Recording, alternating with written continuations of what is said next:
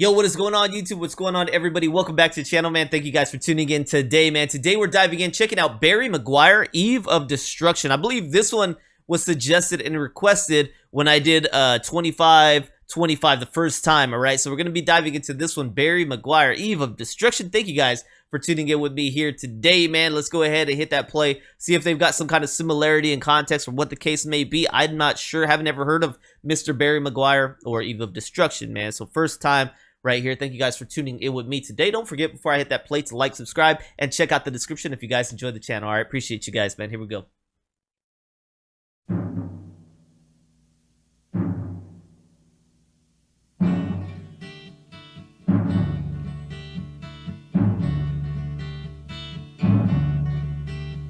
The Eastern world, it is exploding, violence flaring, bullets loading. You're old enough to kill, but not for voting.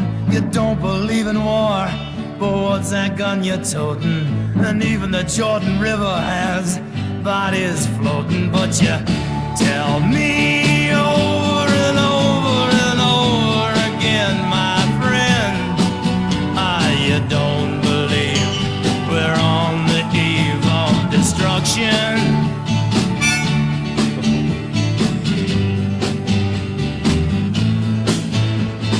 Don't you understand what I'm trying to say? Can't you feel the fears I'm feeling today? If the button is pushed, there's no running away. There'll be no one to save with the world in a grave. Take a look around you, boy. It's bound to scare you, boy. And you tell me over and over and over again, my friend, you don't believe we're on the eve of destruction.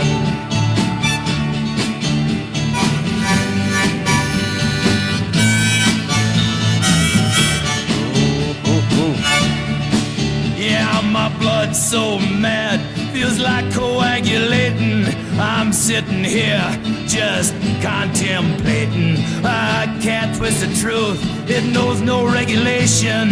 Handful of senators don't pass legislation, and marches alone can't bring integration. When human respect is disintegrating, this whole crazy world is just too frustrating. And you tell me over and over and over again, my friend, you don't believe we're on the eve of destruction.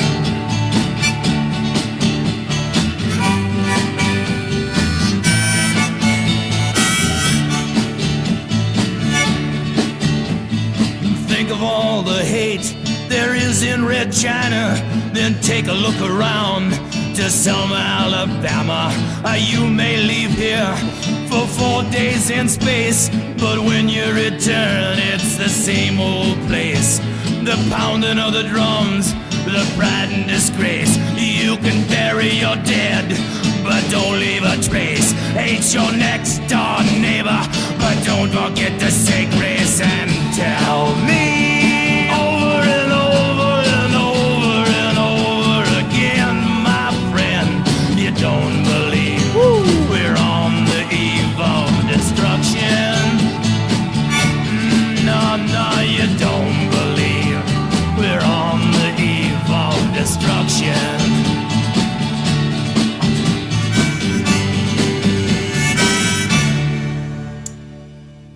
Wow, I mean, I liked it. I liked it, man.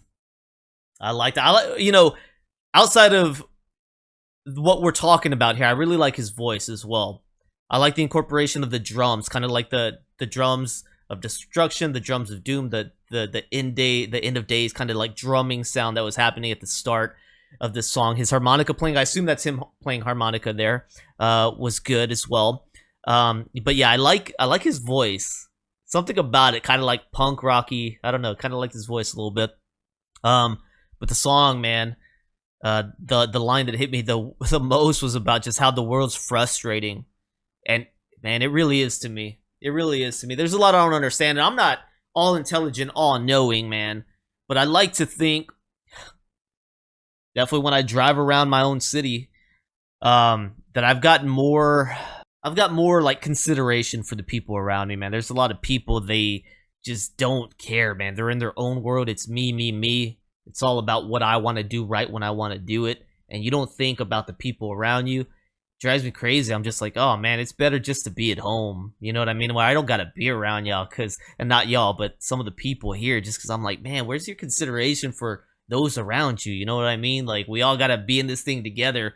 But some people, man, it's me time. It's me space, baby. Everywhere I go, I don't care how what I do affects you, because I'm gonna do me, right? That's the world we live in, man. I'm just like, oh, this is crazy. It's frustrating.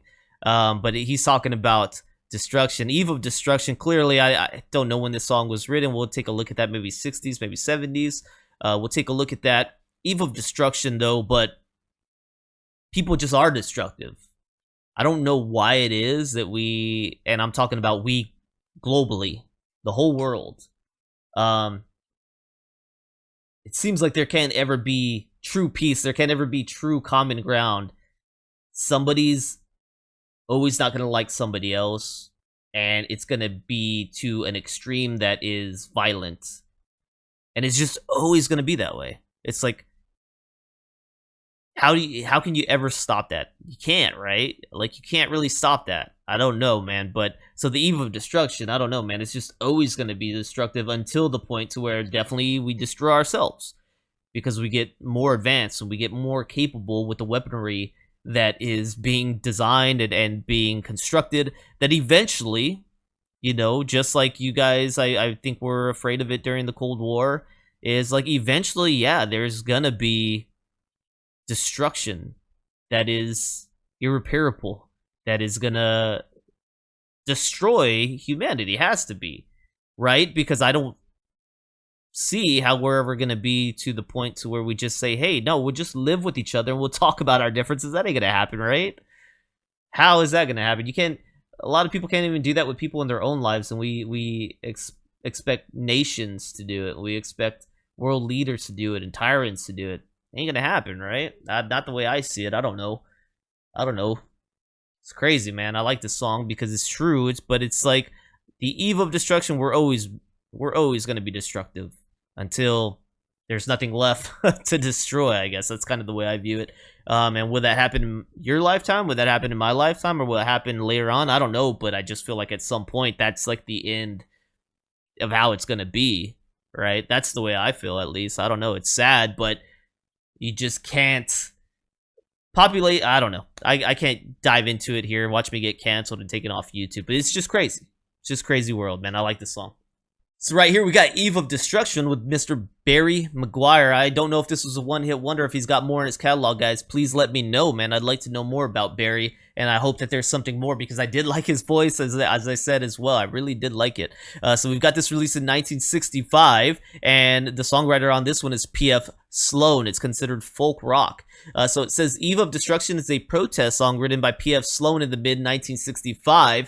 Definitely a protest song. There was one where he was talking about that our marches aren't going to make the change. To me, he was kind of hinting at doing more than just a march, but I figured you couldn't say it on the radio at the time. I think he was kind of saying, hey, revolt, man, like, rise up.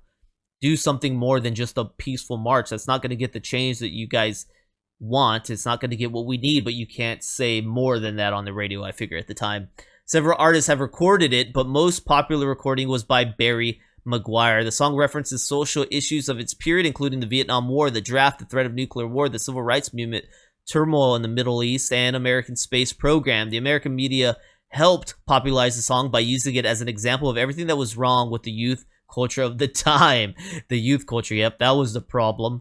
Due to its controversial lyrics, some American radio stations banned the song, claiming it was an aid to the enemy in Vietnam. Background: the song was offered to the Byrds as a potential single in the vein of their prior Bob Dylan covers, but they rejected it. The Turtles, another LA group, recorded a version instead. The Turtles version was issued as a track on their October 1965 debut album, It Ain't Me, Babe. Shortly after, McGuire's version was cut and released in July 1965. The Turtles version was released later as a single on their 1971 hit, and hit 100 on the Billboard Hot 100.